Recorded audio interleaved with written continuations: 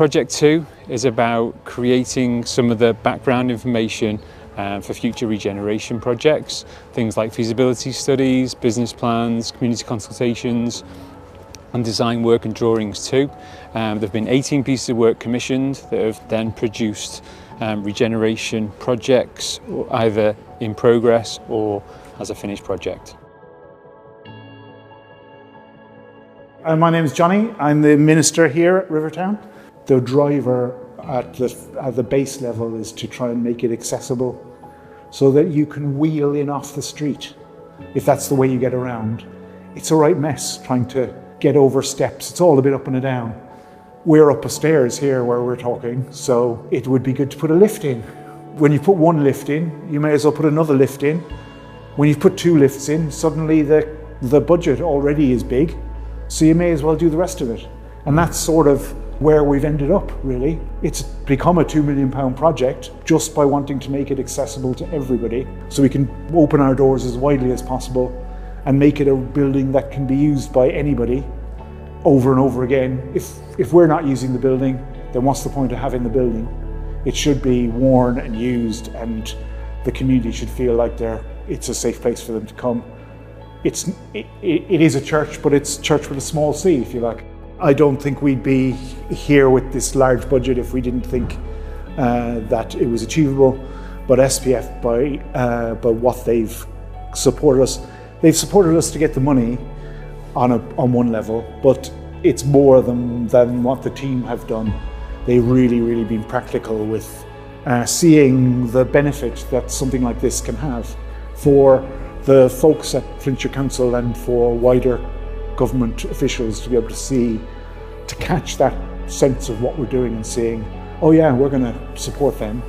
We're going to support them with money on one level, but we're also going to be there for advice, for help, for working through. And it's meant that we can work towards a larger fund and other funders. It gives a kind of credence to what we're trying to do.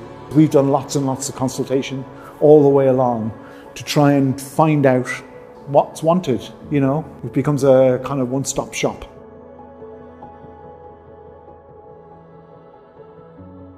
I'm Leah Butler, the Strategic Client Services Manager for the Give My View team at Landtech. Give My View is an engagement platform that allows public authorities or decision makers to gather the opinions from their communities and collect a wealth of data.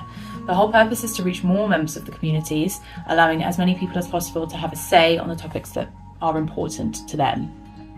We work with FCC on a software as a service model, where the FCC team have been trained on using Give My View software to set up and activate their surveys as and when they require it. This has meant that they have more autonomy and control within the system, while still being able to benefit from our guidance and support whenever they need it. Throughout the future planned surveys, we have worked in close collaboration with the FCC team to ensure the survey software is being used to its greatest potential and gathering the most valuable data for each of the projects. As we've built a solid relationship with the FCC team over the years, the frequent discussions and suggestions between the two parties have resulted in smooth setup and running of the surveys, and FCC building their software and consultation knowledge with each project.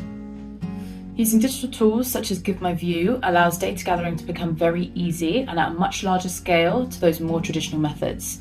The digital environment is a very familiar one to a large portion of the community and therefore allows for huge numbers of people to engage in comparison to the more traditional methods. These methods we know to be very valuable in the consultation mix, but without the digital element, you are losing out on many individuals who want to be heard but are not willing, comfortable or able to engage in person, over the phone or via letters, etc.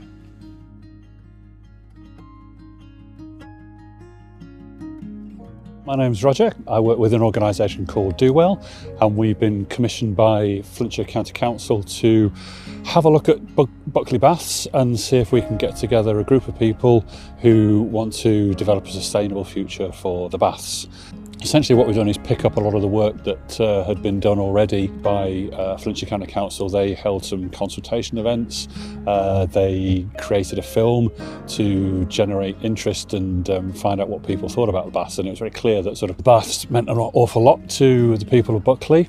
and there was quite a lot of interest in sort of seeing something happen. So we initially held a sort of an open session here at the community centre for the people who said they might be getting interested and might want to get involved. From there, I think we've got about 8 people who were keen to get involved in a sort of deeper level, with probably about another 5 or 6 people who were interested in just sort of being kept informed and being kept up to date. We've got people who have been involved in education, people involved in local businesses, people who've got regeneration, and also people who've got quite some deep links to the community. So there's a real range of skills and interests out there. And then today we've been sort of focusing a little bit, okay, so we've got this facility, what is it that you might want it to be? The existing trustees were keen to have some kind of multi-use centre, but we've got a lot of ideas kicking around at the moment, from like a multi-use centre for the community, maybe something where it's got a food offer, possibly something that sort of is a business or an incubator hub.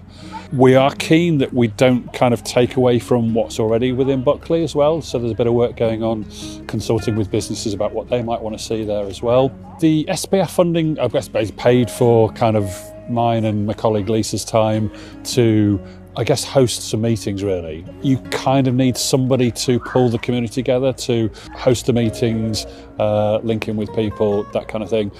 The SPF funding is also funding the legal project where we're looking at, so there's an existing limited company, what would be the best form of governance in the future for whatever is developed. So do you keep this in company? Do you develop a community interest company? So we're looking at some of the pros and cons of that. And also untangling some of the issues around the baths, because it is quite complicated. You've got the baths that's owned by the limited company, you've got the front of the building owned by the town council, you've got a sort of quite a long history of sort of different people in being involved, so there's a bit to sort of sort out around that as well.